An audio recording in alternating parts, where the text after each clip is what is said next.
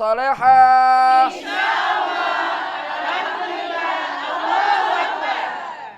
Assalamualaikum warahmatullahi wabarakatuh. Alhamdulillahilladzi allafa baina qulubina fa asbahna bi ni'mati ikhwana. Asyhadu an la ilaha illallah wahdahu la syarikalah wa asyhadu anna Muhammadan abduhu wa rasuluhu alladzi la nabiyya ba'dah. Para pemirsa yang dirahmati oleh Allah Subhanahu wa taala dimanapun berada, ibu-ibu yang saya hormati dan muliakan yang ada di studio, tentunya yang kami muliakan Bapak Insinyur Haji Tifatul Sembiring di dalam acara Islam Rahmatan lil Alamin. Alhamdulillah di sore ini kita kembali bertemu di acara yang kita tunggu-tunggu setiap bulannya, yaitu acara Islam Rahmatan lil Alamin, kerjasama Televisi Republik Indonesia yang kita cintai Sumatera Utara dan juga dengan pengurus wilayah Ikatan Dai Sumatera Utara. Alhamdulillah juga di studio hadir pendengar kita atau ibu-ibu dari perwiritan. Yang pertama adalah ibu pengajian dari Nurul Hidayah Jalan Perwira 3. Kita sapa ibu-ibu kita yang baik-baik ini. Assalamualaikum Ibunda. Waalaikumsalam warahmatullahi wabarakatuh. Subhanallah. Kemudian yang kedua, ibu-ibu dari perwiritan Majlis Ta'lim Al-Zariyah Jalan Perwira 2. Assalamualaikum ibundaku sekalian. Waalaikumsalam warahmatullahi wabarakatuh. Subhanallah, cerah-cerah semua ya. Ya Bu ya, sehat kita semua Bu. Alhamdulillah. Baik, adapun tema kita hari ini atau yang kita perbincangkan di sore ini berkenaan dengan haram dan halal. Apa Bu? Halal. Sudah hadir di studio, tidak asing lagi narasumber kita, penceramah kita, Bapak Insinyur Haji Tifatul Sembiring. Beliau ini adalah anggota DPR Republik Indonesia. Kita sapa beliau. Assalamualaikum ya Ustaz. Assalamualaikum. Apa kabar Ustaz? Alhamdulillah. Ustaz namanya sehat-sehat saja ini. Alhamdulillah baru sampai ini, udah dibawa ke sini ya. Masya Allah. Baik Ustaz.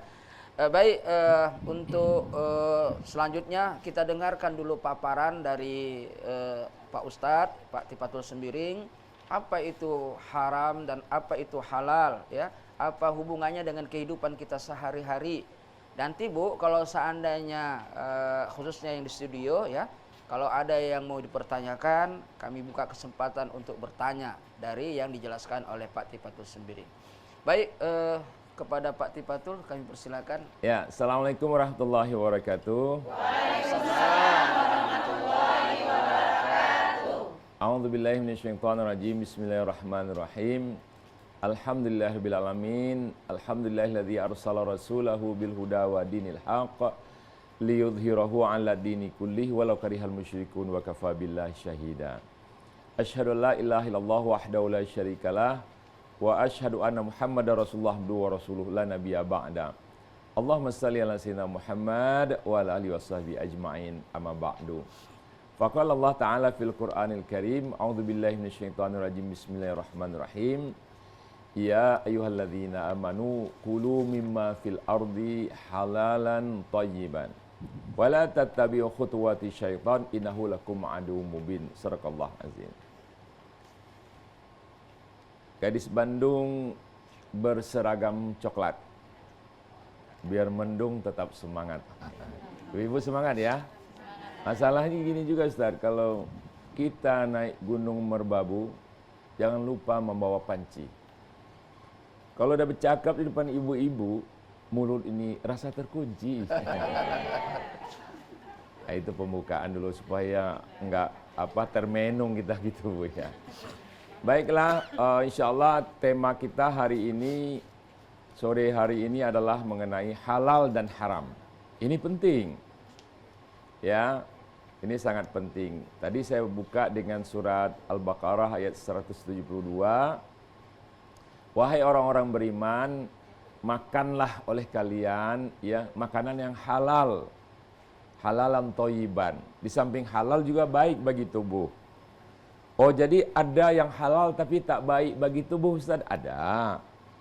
Ada. ya, dia halal. Tapi kalau kita makan merusak kepada diri kita. Contohnya apa?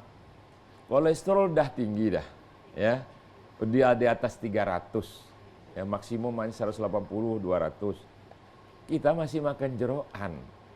Jeroan halalkah? Halal. Tapi tidak toib bagi tubuh kita. Nah, umpamanya kata dokter, bapak ibu nih jangan banyak garam lagi. Kalau perlu tak usah pakai garam karena darah tinggi, ya kan? Nah, garam itu halal atau haram? Halal. Tapi kalau kita makan dapat membahayakan kepada diri kita. Nah, jadi syaratnya satu halalan thayyiban, ya. Jadi makanya itu baru tentang makanan. Belum lagi tentang ini Ustaz, apa hal-hal lain nanti akan kita bahas ya. Makan itu pun ya, ibu-ibu mungkin hafal doa sebelum makan. Apa? Allahumma barik lana fima razaqtana wa qina adzabannar, ya. Artinya adalah ya Allah berkahilah, barik lana bagi kami razaqtana, ya rezeki kami ini yang kau berikan. Ya. Fima razaqtana wa qina adzabannar, dan jauhkanlah kami daripada api neraka. Apa hubungannya makanan dengan api neraka? Ya, itu makanya kita harus tahu. Sebab kalau kita termakan sesuatu barang yang haram, itu bisa memasukkan orang ke neraka. Ya, jadi mungkin nanti kita bahas lebih dalam. Ada satu kisah di masa Abu Bakar Siddiq radhiyallahu an, dia suruh beli pembantunya. Ini ketika beliau sudah menjadi seorang khalifah. Ya. Belikan saya makanan, terburu-burulah. Abu Bakar udah lapar, begitu makanan datang langsung disantap. Ya.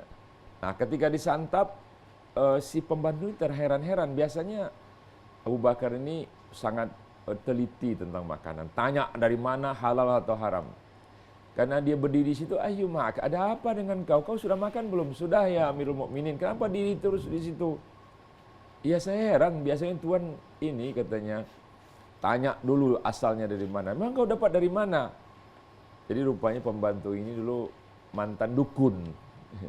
Waktu dia mau beli makanan, ada yang minta dijampi. Saya udah muslim, nggak menjampi lagi, haram. Dipaksa-paksa dijampi, dikasih upah makanan ini. Jadi ini hasil jampi. Naam ya Amirul Mukminin. Dimasukkannya jarinya oleh Abu Bakar ke tenggorokannya. Sampai muntah-muntah. Abu Bakar badannya kan kecil. Sampai sesak napas. Abdullah bin Mas'ud lewat, ya Amirul Mukminin, kenapa engkau begitu repot? Kau kan nggak tahu, insya Allah dimaafkan oleh Allah makanan yang sudah masuk tadi. La ya Abdullah. Sami'tu Rasulullah SAW, aku pernah mendengar Rasulullah SAW bersabda, kullu lahmin nabata min suhtin fannaru aula bihi. Tiap daging yang tumbuh dari barang yang haram, maka nerakalah tempatnya. Jadi jangan main-main dengan hal-hal yang bersifat halal dan haram ini. Mudah-mudahan ini, ya agama itulah, ini halal, ini haram, ini boleh, ini tidak, itu yang kita pegang. Selebihnya apalagi, ya. Mudah-mudahan ini akan menjadi kajian menarik, Ustaz. Iya. Fadhal, Ustaz. Baik, Pak Tip, pemirsa yang dirahmati oleh Allah Subhanahu wa taala, sudah jelas Bu ya, gambaran umum ya tentang halal dan haram. Ada kira-kira yang mau dipertanyakan, Bu? Ya, silakan, Bu. Assalamualaikum warahmatullahi wabarakatuh. Waalaikumsalam warahmatullahi wabarakatuh. Perkenalkan, nama saya Rosmala Dewi Rahmat dari Majelis Taklim Pemerintahan Aljaria. Di sini Pak Ustadz, saya ingin menanyakan apa urgensi atau pentingnya halal dan haram. Kita mengenal halal dan haram. Begitu saya tanyakan Pak Ustadz. Terima kasih. Assalamualaikum warahmatullahi wabarakatuh. Waalaikumsalam warahmatullahi wabarakatuh. Terima kasih Bu Rahab ya. Jadi pertanyaannya apa urgensinya, apa pentingnya? Penting. Jadi banyak orang yang nggak kenal, terutama generasi muda nih Bu ya. Bukan generasi muda saja, generasi tua juga terjadi. Bahkan diungkap ke publik ya, hal-hal yang memalukan. Jadi tadi saya sudah katakan, yang pertama perbuatan haram bisa menyebabkan sesuatu, atau makanan haram bisa menyebabkan seseorang masuk neraka. Jadi ini penting untuk dipahami. Mana yang halal, mana yang haram. Ya, jangan kita nggak tahu nih anak-anak kita. Main makan aja sama teman-teman. Mohon maaf ya kan, kita ini sebagian juga ada yang tidak beragama Islam. ya tinggal di Sumut, di Bali, di Papua, kita tanya dulu. Walaupun dia ayam berarti itu pasti halal. Cara menyembelihnya bagaimana, kan begitu, ya kan? Nah, makanan haram misalnya kata Rasulullah SAW, ya Sa'ad, ya, atib ma ta'amaka takun mustajaba da'wah. Makanan haram itu kata Rasulullah, periksalah, baikilah kata Rasulullah makanan engkau itu, karena dengan kalau engkau makan sesuatu yang halal, maka doa-doamu akan diistijabah oleh Allah. Jadi masalah yang kedua baru tentang makanan, bahwa kalau seseorang memakan sesuatu makanan haram, maka 40 hari itu berputar itu di dalam perutnya itu. Ya makanan itu, daging itu, kemudian selama 40 hari itu amalnya nggak diterima. Bagaimana kata Rasulullah, ya Rob, dia berdoa minta kepada Allah, makanannya haram, minumannya haram. Apakah Allah akan mengabulkan doanya? Tidak. Jadi menyebabkan, nah coba kalau doa kita lama nggak dikabulkan, tidak dikabulkan, periksa makanan kita. Nah ini yang kedua yang saya lihat muncul di publik, ya, figur publik itu, ya, menyatakan di publik istrinya minta cerai, maaf, ini saya nggak sebut nama, ya, menjaga kode etik jurnalistik. Dia dicampuri oleh suaminya, ya, dari belakang, ya, dan itu berkali-kali. Dia Muslim gitu loh, istrinya berjilbab. Ini yang nggak paham suaminya atau istrinya, tapi karena ini istrinya ini pun mengeluh karena udah sakit, karena memang tidak menempatkan sesuatu pada tempatnya, dan itu satu-satu hal yang diharamkan oleh Allah Subhanahu Wa Taala. Nah, oleh sebab itu saya melihat gundukan-gundukan gunung es ini sebetulnya di bawahnya lebih seram lagi, ya. Jadi kalau saya baca data dari BPS bahwa setiap 1 jam terjadi 50 perceraian. 50 perceraian. Artinya dalam 1 jam itu ada 50 orang menjadi fatherless, kehilangan ayah gitu, ya. Nah, misalnya seperti itu. Jadi ini bahwa ada angka dari BPS 40%, ya, pasangan di Indonesia ini berselingkuh. Kan ngeri ini, Bu. Nah, barangkali anak-anak muda juga nggak paham bahwa mencampuri istri itu ada aturannya dalam. Jangankan mencampuri istri, masuk WC aja, Bu, itu ada prosedurnya dalam Islam. Kaki kiri dulu, baca doa dulu, ya. Jangan numpang-numpang, nenek-nenek mau lewat pipis, nggak begitu doanya, ya. Ya, Allahumma inni a'udzubika minal khubuthi wal khaba'ith. Ya. Apa yang dilakukan di toilet misalnya dan sebagai adab-adab dan seterusnya. Jadi begitu pentingnya kita mengenal halal dan haram.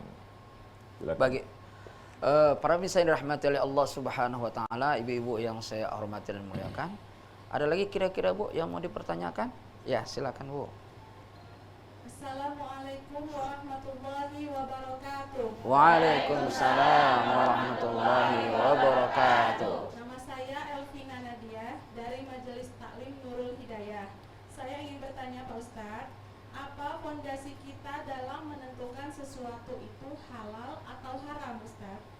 Kemudian bolehkah kalau kita tidak tahu tapi baca bismillah langsung makan, Ustadz? Terima kasih. Assalamualaikum warahmatullahi wabarakatuh. Waalaikumsalam warahmatullahi wabarakatuh. Terima kasih, Bu, ya. Jalan pintas saja dia, Pak Atib. Baca bismillah aja. Jadi saya ingatkan, Bu, ya, dan pemirsa sekalian, sesuatu yang haram itu diharamkan oleh Islam, baca bismillah dia tidak jadi halal.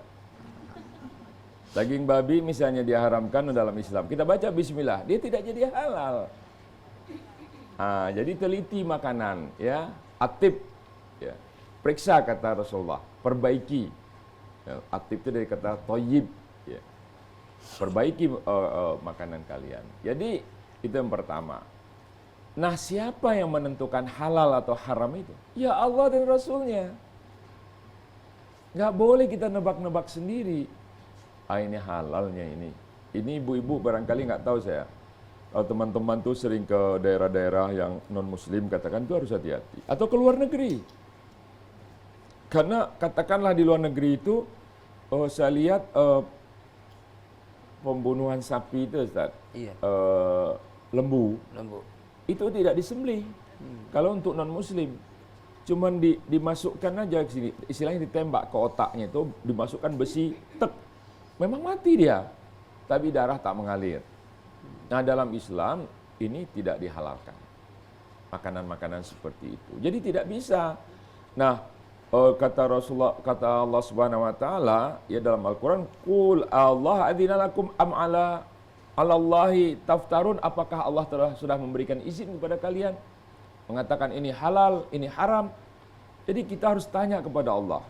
Lihat Al-Qur'an, lihat hadis Rasulullah SAW, ke situlah kita berpedoman. Jadi jangan mengatakan, oh ini halalnya ini, oh ini haramnya. Itu menurut nafsu kita. Enak di tenggorokan kita sebut dia halal. Tak enak kita sebut haram. Bukan begitu hukum halal haram. Jadi bersandarnya kepada Allah ya. Wa may yuti'ir rasul faqad ata Allah. Siapa yang mentaati Rasul, berarti dia telah taat kepada Allah. Jadi Rasul ini lebih detail menjelaskan hal-hal ini kepada kita dari Al-Quran yang global itu tadi. Kurang lebih begitu, Ustaz. Jadi nggak bisa baca bismillah, sesuatu yang tidak halal jadi haram. Sesuatu yang haram jadi halal. No way. Bukan begitu, Bu ya. Jadi lihat pedomannya ya. Baik, Pak Tip, terima kasih banyak. Para pemirsa yang dirahmati oleh Allah Subhanahu wa taala dimanapun berada, sebelum kita lanjutkan pembicaraan kita tentang halal dan haram ini, kita tunggu dulu sejenak yang mau lewat ini.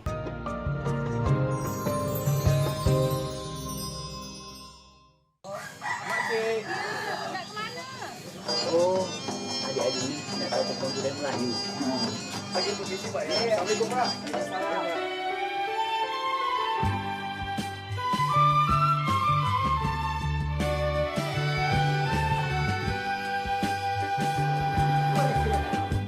Istana Maimun adalah istana Kesultanan Delhi yang menjadi kebanggaan masyarakat Medan. Warna kuning yang mendominasi istana merupakan warna kebesaran kerajaan Melayu. Kemegahannya masih tersisa sekalipun sudah termakan usia. Di dalam istana terdapat beraneka koleksi bersejarah peninggalan keluarga Kesultanan Delhi.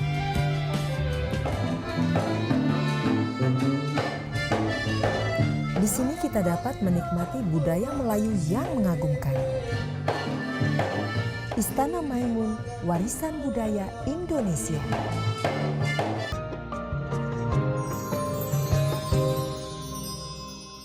Para pemirsa yang dirahmati oleh Allah Subhanahu wa taala, kita lanjutkan dialog kita di sore yang mulia ini. Baik, ibu-ibu sekalian yang dirahmati oleh Allah, ibu-ibu salehah, insyaallah, alhamdulillah, Allahu Akbar.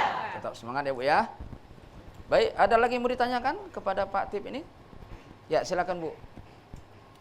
Assalamualaikum warahmatullahi wabarakatuh. Waalaikumsalam warahmatullahi wabarakatuh. Nama saya Cik Hamizah, Majelis Taklim dari Aljaria.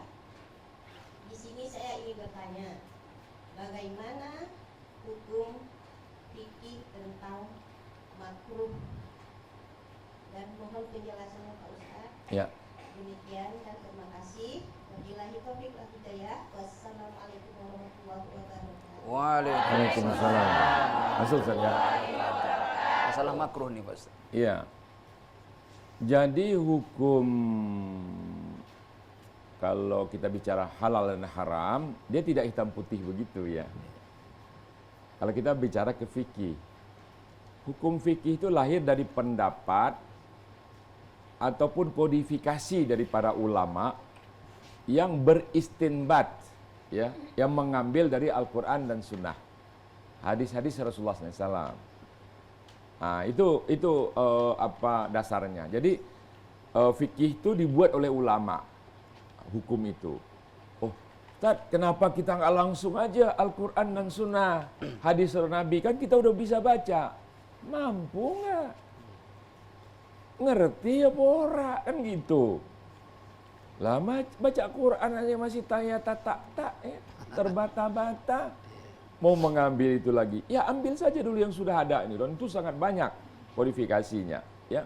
Jadi umpamanya imam itu ya mazhab fikih nih, Syafi'i, Hambali, ya Imam Hanafi, Imam Malik, ya. Terus imam-imam yang terkenal lah, orang-orang yang hebat itu, Maliki, Imam Syafi'i. Itu 6 tahun dia sudah hafal Al-Quran. Ya. Ini 6 tahun belajar tajwid, belum lempeng juga tuh tajwid kan. Jadi baiklah kita ambil. Nah, mayoritas Ahlussunnah wal Jamaah di Indonesia ini menganut mazhab Imam Syafi'i. Ya, kita pakailah itu. Jadi boleh saja kita. Jadi dalilnya begini. Kalau perintahnya kuat, wajib dia. Ya. Kalau perintahnya anjuran tidak kuat dan kalaupun tidak diwajibkan, dia menjadi sunnah. Ya Bu ya. Kalau tidak diperintahkan, tidak dilarang, dia jadi mubah. Ya, ini hukum fikih. Ini yang membuat ulama. Kita ikuti aja nih. Fas'alu ahla dzikri in kuntum la ta'lamun. Tanya kepada ahlu dzikir, ahlu fikir. Siapa itu ulama? Jadi jangan tebak-tebak sendiri. Ya, tanya. Nama anak pun nggak tanya sama ulama. Dinamai anak Sylvia Kristel. Tahu Ibu siapa Sylvia Kristel? Ada yang tahu? Saya tanya teman saya di Belanda, siapa itu Sylvia Kristel? Kenapa Ustaz tanya-tanya itu? Ya ada yang mau namai anaknya nih. Jangan Ustaz, itu nama bintang film porno Itali. Ini kalau nggak tahu tanya. Nah kalau larangannya kuat, dia haram. Kalau larangannya tidak kuat, dia menjadi makruh. Ada larangan-larangan yang dimakruhkan. Misalnya begini, memakan sesuatu makanan yang berbau. Dia tidak haram, tapi dia makruh. Ya, apalagi habis itu cakap pula lagi, habis depan orang kan, awak habis makan jengkol 1 kilo misalnya seperti itu kan, polusi lah udara itu kan ibu-ibu sekalian. Jadi contohnya seperti itu. Jadi hukum fikih itu seperti itu, ya. Jadi kita ikuti, tidak hitam putih memang. Nah kita lebih detail lagi, ya misalnya sesuatu yang mubah, ada sesuatu yang makruh, ya makruh itu artinya dari karaha yakrahu, karaha makruh.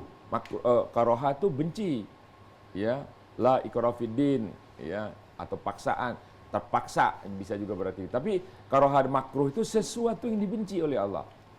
Saya juga heran kadang-kadang orang menghukumi makruh tapi senang melakukan itu. Emang senang dibenci sama Allah gitu ya? Kalau bisa yang makruh pun jangan, gitu, ya kan? Nah, supaya kita lakukan hal yang sunnah. Ya kalau yang mubah ya bolehlah. Bernasyid boleh di rumah Ustaz, boleh. Tapi jangan sepanjang hari dari pagi sampai sore bernasyid, ada kerjaan itu. Masa enggak anak enggak diurusin.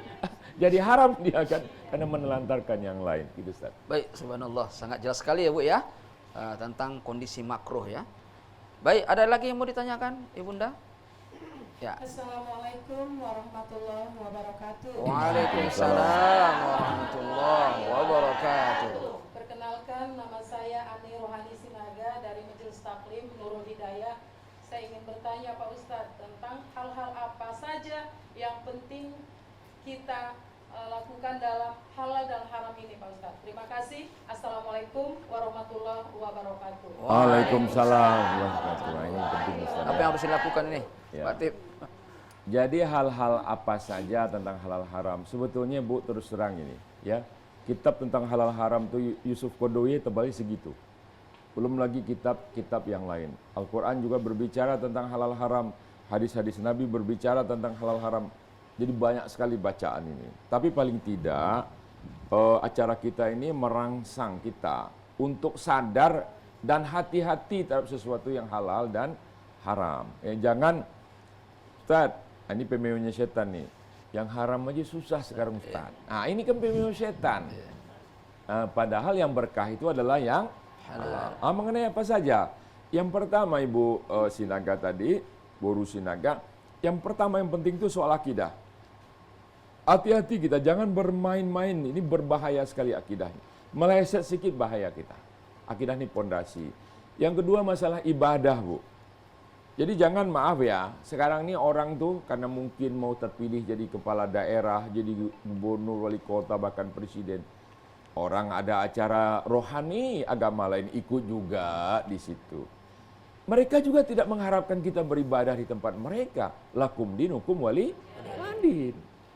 Kita juga nggak minta dia beribadah di tempat kita, kan begitu. Ya ibadahnya masing-masing. Cuma kita saling menghormati. Jangan kita saling menghinakan atau mencerca, jangan. Ya. Jadi hati-hati dalam ibadah ini. Jangan disembah apa yang dia sembah dan dia tidak menyembah apa yang kita sembah. Nah, itu akidah ibadah makanan dan minuman. Nah, ini penting. Nanti bahasnya banyak nih detailnya, Bu, ya. Kalau kita mau sampai kepada yang kecil-kecil, ada bumbu, kue. Bu, tahu nggak rum? Ini alkohol atau bukan? Ya. Jadi jangan ini buat wangi. Ya wangi. Ya, cuman dia dibolehkan atau tidak. Dalam kue misalnya kan banyak tuh rum dikasih orang. Pakaian dan perhiasan ada yang terlarang. Ya, laki-laki terutama ada aturannya, ya. Jangan mentang-mentang kaya cincin sini emas. Sampai saya Pak kalau pergi ke mana, tangannya begini. Terus ada yang pasang gigi. Saya juga begitu, Pak. Gigi emas di sini. Jadi itu semuanya ada cerita-cerita lapangannya. Hubungan suami istri harus tahu halal dan haram. Jangan kayak si Ableh aja, asal kubuka hajar bleh. Nah begitu. Ada prosedurnya, iya kan? Ada prosedurnya, itu baik. Mencumbui dulu, kata-kata yang ini dulu. Jangan habis dimarah-marahin, dicampuri. Itu kan itu. Terus bagaimana ininya berpakai pakaian penutup. Ini kan nih zaman sekarang nih, Masya Allah ya. Jadi ini semua ada. Hiburan, permainan, mana yang boleh? Ya, kemudian usaha ini perdagangan, muamalah. Jangan semuanya dihalalkan. Transaksi itu deh Pak, ya, bisnis. Riba. Iya. Gitu Bu ya. Jadi itu lingkupnya dulu. Saya yakin ini nggak selesai. Iya. Kalau ini kita bahas besok pagi baru selesai kita. Ibu udah sebagian tertidur nanti. Iya. Yang global saja Pak. Ya, siap. Baik, para pemirsa yang dirahmati oleh Allah Subhanahu wa taala, sudah jelas sekali tentang kedudukan haram dan halal, kemudian makruh, kemudian apa saja yang dikenali, dipahami tentang halal sudah disampaikan. Baik, Ibunda sekalian, ada lagi yang mau ditanyakan, Bu? Silakan. Assalamualaikum warahmatullahi wabarakatuh. Waalaikumsalam warahmatullahi wabarakatuh. Perkenalkan, nama saya Agustina Rahab. Saya dari Majelis Taklim Al-Jariyah, ingin bertanya, makanan dan minuman apa saja Pak Ustadz yang diharamkan bagi umat muslim? Ya. Demikian, Assalamualaikum warahmatullahi wabarakatuh. Waalaikumsalam warahmatullahi wabarakatuh. Langsung Ustaz ya. Udah Jenis- dua harap bertanya dari tadi. Ini bapak-bapaknya nggak hadir. Kalau bapaknya hadir, Siregar yang tanya tadi. Baik, makasih ya Silakan, Bu Pak Boru Titi. Harahapnya. Menantu saya soalnya Harahap. Jadi Ibu Boru Harahap, apa saja? Jadi prinsipnya dulu Ustaz. Iya. Kalau makanan semuanya boleh. Itu. Kecuali yang dilarang. Nah, saya ulangi Bu ya. Semuanya boleh. Kecuali yang dilarang. Yang dilarang tuh sedikit aja. Nggak habis nih jadi kita 10. Nah itu. Ya. Semua yang di laut tuh halal Ustaz. Iya. Kapal selam pun kalau nggak keras kita makan. Cuman karena kapal selam itu keras yang kita makan. Tapi maksud saya hewan-hewan di situ halal. Yang dia tidak naik ke darat, artinya amfibi, itu pun hukum fikih yang melarangnya. Ya, hukum fikih yang melarang kita memakan makanan yang amfibi, hidup di dua alam, itu hukum fikih. Tapi kalau dalam Al-Qur'an, itu pertama. Kalau ibadah Ustaz, ibadah ibu-ibu sekalian, baik yang di studio maupun di rumah, seluruhnya dilarang. Seluruh ibadah dilarang kecuali yang diperintahkan. Paham Ibu? Kalau nggak diperintahkan, jangan ngarang-ngarang sendiri. Ya, itu bid'ah namanya. Ya, waduh, saya omset hari ini biasanya saya 500.000, sekarang 1 juta. Terus apa ibu bikin? Saya biasa sholat maghrib 3 rakaat, sekarang 5 rakaat. Ustaz ini nggak boleh Bu, ya nggak boleh ngarang-ngarang macam tuh ya. Jadi Nah, itu prinsipnya, Ustaz. Iya, iya. Makanan semuanya boleh, Boleh. nah, kecuali yang dilarang. Nah, yang dilarang itu apa, Bu ya? Yang dilarang itu yaitu ayat Allah Subhanahu wa taala, a'udzubillahi minasyaitonirrajim. Hurrimat 'alaikumul maitatu waddamu walahmul khinzir wa ma uhilla li ghairi bihi. Ya. Jadi yang dilarang itu satu, maitah, mayat, bangkai. Ya, yang kedua darah. Di Sumutnya ada orang suka makan darah? Ada. Bu lihat aja bumbu di pasar itu, ada orang jual darah kering itu. Islam tidak boleh. Ya, kemudian daging babi, khinzir, dan hewan yang disembelih bukan menyebutkan nama Allah. Jadi hanya 4. Baru nanti disebutkan binatang yang jatuh, binatang yang diterkam sisanya, binatang buas, yang ditanduk, yang kecelakaan terus dia mati, nggak sempat disembelih. Nah, itu haram. Selebih itu halal. Ya, jadi itu dulu. Nah, kemudian ada lagi yang bertanya nanti itu bagaimana dengan sembelihan orang-orang ahlul kitab. Dalam Al-Quran itu juga dijelaskan ya, orang-orang ahlul kitab surah Al-Maidah dikatakan al-yauma uhilla lakumut thayyibat wa ta'amul ladzina utul kitab halal lakum wa ta'amukum halal lahum. Ya. Jadi pada hari ini kata Allah dihalalkan yang baik-baik, yang sembelihan orang-orang utul kitab itu Yahudi dan Nasrani, ya, dan makanan mereka itu halal bagi kalian. Tapi ini ada syaratnya. Yahudi dan Nasrani itu memotong atau menyembelihnya yakin betul kita bahwa dia menyebut Bismillah, Bismillah Allah Akbar. Dia menyebut asma Allah. Tapi kalau dia nggak menyebut asma Allah, ya tetap aja nggak boleh.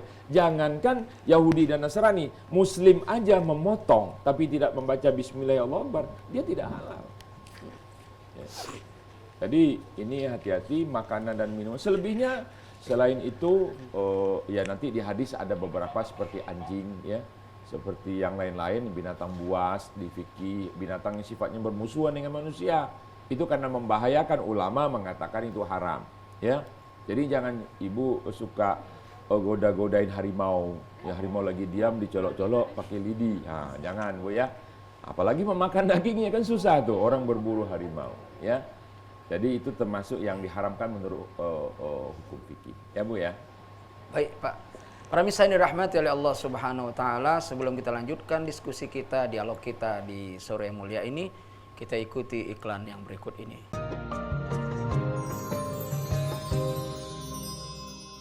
Bu Solehah. Insyaallah. Alhamdulillah. Allahu Akbar. Tetap semangat ya Bu ya. Allahu Akbar. Baik. Ada lagi kira-kira yang mau ditanyakan Bu tentang masalah halal dan haram ini? Assalamualaikum warahmatullahi wabarakatuh. Waalaikumsalam warahmatullahi wabarakatuh. Perkenalkan, saya Linda dari Majelis Taklim Nurul Hidayah. Ada yang mau saya tanyakan Pak Ustadz, bagaimana halnya dengan hal-hal yang meragukan, yaitu bagaimana sebaiknya sikap kita, Pak Ustadz? Ya. Terima kasih, mohon penjelasannya. Assalamualaikum warahmatullahi wabarakatuh. Waalaikumsalam warahmatullahi wabarakatuh. Langsung Ustaz ya. Masalah syubhat. Jadi syubhat ini artinya meragukan. Ya, kita nggak yakin ini halal, nggak yakin ini haram. Ya. Nah, dalam hadis Rasulullah SAW, Bukhari Muslim dikatakan, innal halalal bayyin. Sesungguhnya halal itu jelas. Wal haramu bayyin. Wa bainahuma umuru mutasyabihat. Di antara itu ya ada yang meragukan itu tadi. Ya. Jadi siapa yang menghindarkan dari syubhat, dia telah mensucikan dirinya dan kehormatannya dia. Siapa yang mengambil syubhat itu berarti dia sudah menjatuhkan dirinya ke jurang bencana. Ya, jadi kalau ada yang syubhat, yang kita nggak jelas, ini kan begini ya, kadang-kadang gini loh Bu, uang misalnya, suami kerja, ya kan? Jadi suami kerja itu sifatnya ad cost. Kalau di pegawai negeri itu ada namanya ad cost, ya. Ad cost itu dibayar sesuai yang dikerjakan. Jadi kalau dia 3 hari dibahas dan 3 hari dia bekerja, 3 hari dia tempat itu. Tapi sang suami ini baru sehari dia kerja, dibayar 3 hari dia pulang. 2 hari ini kan jadi tanda tanya nih. Karena dia at cost, mestinya dia kerjakan 3 hari di situ. Paling tidak bermukim di situ 3 hari di luar kota itu. Jadi mutasyabih ini seperti itulah yang hal-hal yang meragukan. Kalau ini kita kembalikan dananya, ya, atau jangan kita ambil. Nah, juga begini ya, kadang-kadang ada situasi-situasi sulit ya. Situasi-situasi sulit itu Allah maafkan. Apa itu? Satu, lupa, ya. Yang kedua terpaksa, yang ketiga tidak tahu, ya.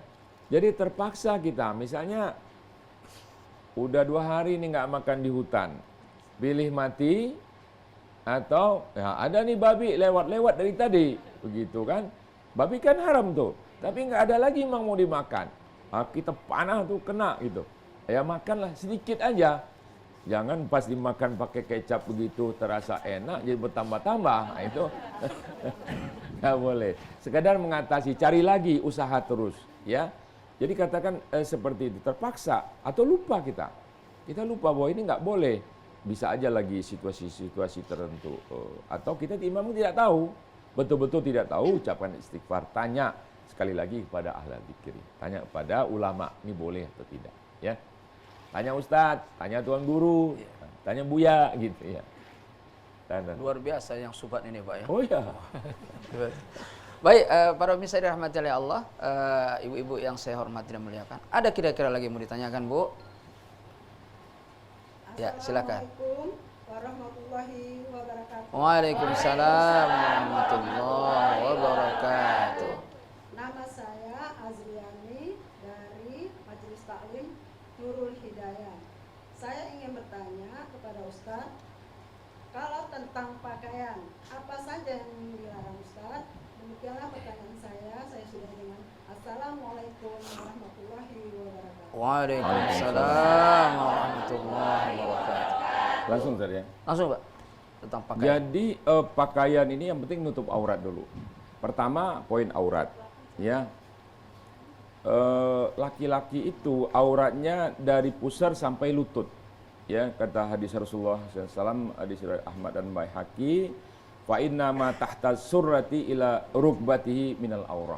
Jadi antara pusar dengan lutut, ya, lutut namanya kan, nah, itu aurat laki-laki. Jadi itu nggak boleh dibuka.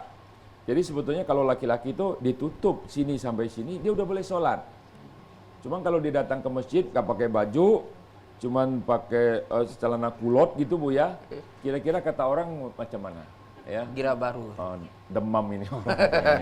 Ada sesuatu. Jadi di samping sahnya auratnya tertutup, tapi pantas apa enggak? Gitu juga.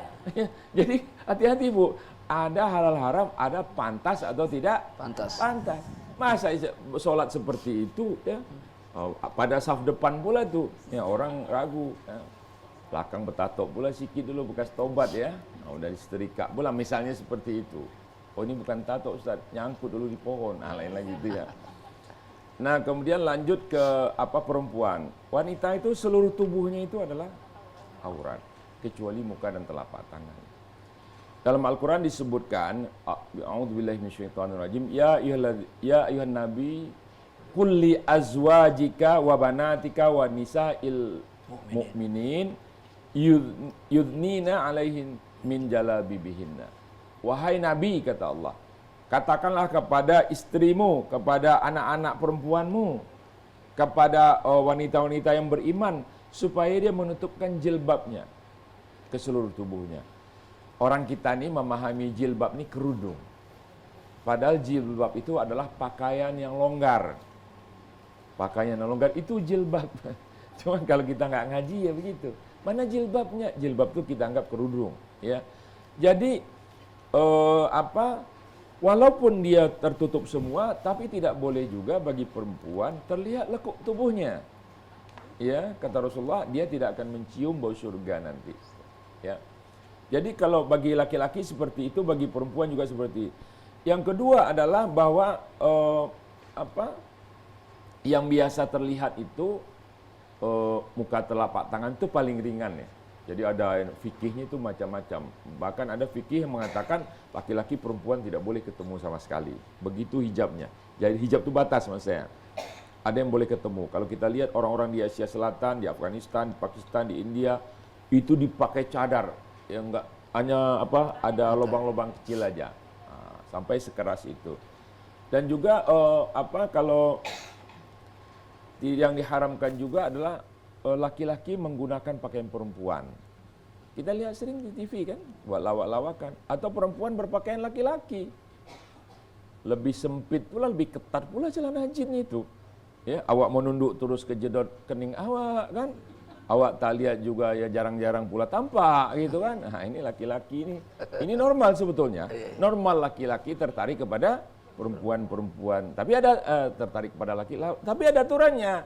Yang bahaya itu laki-laki tertarik sama laki-laki, perempuan tertarik sama perempuan.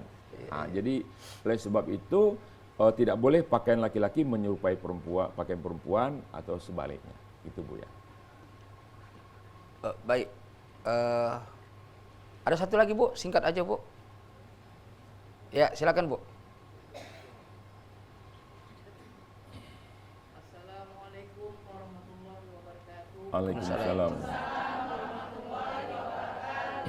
Alhamdulillah, perkenalkan nama saya Hajah Ibu Jariah dari pengajian Al-Jariyah Jalan Perwira 2. Yang saya mau tanyakan yaitu mengapa laki-laki haram memakai sutra dan emas, Ustaz? Mohon penjelasannya. Terima kasih. Assalamualaikum warahmatullahi wabarakatuh. Waalaikumsalam. Silakan langsung Pak. Ya, langsung ya. Jadi prinsip dulu Bu ya. Prinsip dulu. Dalam Islam tuh laki-laki dididik supaya jantan. Tahu jantan Bu ya? Jangan hai apa itu bukan Melambai laki-laki. nama itu. Jangan melambai-lambai begitu. Harus tegas tegar gitu. Ya, dan maco. Maco tuh kata orang Padang kan ikan asin, bukan itu. Ya laki. Makanya kita juga mendidik anak dari kecil itu laki-laki diajari berenang dan naik kuda dan memanah kan gitu Ustaz. Ya, yang perempuan diajari keterampilan rumah tangga supaya yang lebih menonjol feminimnya di perempuan, maskulinnya dan laki-laki. Jangan mentang-mentang karena kakaknya perempuan, adiknya laki-laki dipakein baju kakaknya. Udah besar dia cari long dress. Ya, nah, jadi itu prinsipnya dulu. Sehingga dalam Islam laki-laki jangan berdandan berlebihan, tasyadud, pakai anting. Ya kalau perempuan wajarlah dia berdandan. Ya, di sini ada bros, ya Bu ya. Di sini ada sedikit kembang matahari, ya enggak juga. Ya cantik-cantiknya lah, jangan juga. Bros nih Ustaz model baru kepiting sebesar ini Bu. Awak kan pikir ini kalau kepiting ini hidup macam mana kira-kira begitu ya. Nah hal seperti itu. Tapi intinya laki-laki jangan berdandan seperti perempuan deh. Sehingga Islam hikmahnya itu melarang pakai emas. Ya, perempuan yang pakai emas. Laki-laki nggak boleh. Laki-laki nggak boleh. Sutra. Siapa yang memakai sutra di dunia ini nanti di akhirat dia tidak memakai sutra, kata Allah Subhanahu wa taala. Kata Rasulullah SAW, ya, walaupun dia masuk surga nanti, orang-orang pakai sutra di surga, dia nggak boleh. Emas juga demikian. Emas ini kalau perak boleh, kalau tembaga boleh. Saya pun sebetulnya adanya cincin, cuman berat kali saya begini. Ini kadang-kadang kita kan kayak pedagang beras itulah kan. Kalau berasnya lagi laku, cincinnya banyak, ya kan? Giginya tempel emas. Nanti kalau udah ini dijual lagi, udah jarang senyum dia, gitu. Nah ini juga, jadi itu. Nah, jadi hikmahnya seperti itu supaya laki-laki itu maco. Hikmahnya kita kan bicara hikmah nih. Kalau larangannya sudah jelas. Ya, jangan laki-laki itu berdandan pakaiannya, warna, udahlah putih hitam, sederhana gitu. Tapi sehingga dia wibawa gitu. Laki-laki itu lebih diutamakan kewibawaannya, karakternya muncul, bukan berdandan-dandan, bercantik-cantik diri, berlipstik itu. Saya pernah lihat laki-laki berlipstik itu di restoran, hilang selera makan saya, Bu, ya. Allah, saya bilang ini kita pindahlah ini makan dari sini. Hilang selera saya. Ya. Kurang lebih seperti itu, Bu, ya. Jadi hikmahnya supaya laki-laki jadi laki-laki, perempuan jadi perempuan. Dengan sifat masing-masing fitrahnya yang tidak hilang. Baik. Baik, Pak Tip, mohon izin ini keterbatasan waktu kita. Para pemirsa yang dirahmati oleh Allah Subhanahu wa taala, adapun kesimpulan daripada dialog kita pada sore yang berbahagia ini adalah haram jelas dan yang halal juga jelas. Jadi kita sebagai seorang muslim dianjurkan untuk tentunya memilih yang halal. Kalau yang halal kita lakukan, maka insya Allah keberkahan akan datang. Tapi kalau seandainya yang halal itu kemudaratan dan mungkin marah Allah akan datang kepada kita. Mudah-mudahan kita selektif untuk memilih segala pekerjaan kita, makanan, pakaian, perbuatan, ya, di antara yang halal dan yang haram. Dan kuncinya seperti katakan Pak Tip tadi adalah kekuatan akidah. Kemudian juga kekuatan ibadah. Itulah yang akan bisa menseleksi dengan baik tentang halal dan haram ini. Semua kira ada manfaatnya dan kita akan ketemu lagi di hari-hari berikutnya tentang masalah hukum-hukum Islam ini. Tadi Pak Tip sudah menyatakan bicara tentang halal dan haram itu kitabnya juga cukup besar sekali, cukup tebal sekali. Dan insya Allah nanti di hari-hari berikut kita akan bahas tentang haram dan halal ini. Aqulu qouli hadza wastaghfirullahalazim. Wassalamualaikum warahmatullahi wabarakatuh. Waalaikumsalam.